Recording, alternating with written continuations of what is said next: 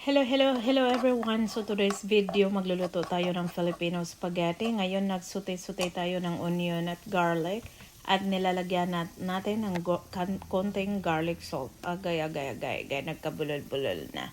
Yan na, mikos-mikos lang natin hanggang mag-golden brown yan siya bago natin ilagay yung karne. And taran! Nilagay na ang karne. Imikos-mikos hanggang maluto. Lagyan natin ng konting soy sauce, ground pepper, at saka mikos-mikos pa more. At sa kabilang pot, nagpakulo tayo para sa pasta. Nilagyan ng konting olive oil. At saka yan na, nilagay na ang ating pasta sauce. Filipino style, isa sa mga paborito ni Thea sa Jollibee. Not sponsored! Tinikman natin yung lasa, perfect na, imikos-mikos lang, hanggang maluto yung sauce. O, diba?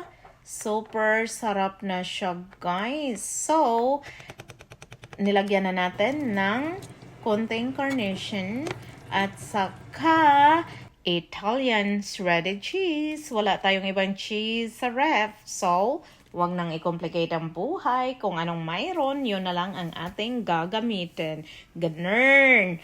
O sige. Hala. Sige, ibuhos mo yan, Inday, at imikos-mikos na hanggang matunaw. Hanggang ganyan na ang consistency. Charot.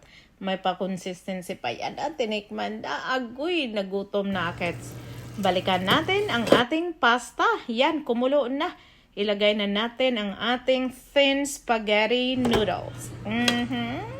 Takpan ulit, buksan ulit. Agoy, luto na ang ating pasta. Yan, ibuhos na natin sa strainer. At saka, lagyan ng malamig na tubig. Taran. And here you go. Let's plate our Pinoy style spaghetti. Ready na ang aking mga customers. Naghihintay na yan sila sa gilid. Kay Tia yan. Si Dad wala pa. Kaya gawa na lang ako ng 2 more plates for myself and for Bunso. That's all for today's video. Thank you.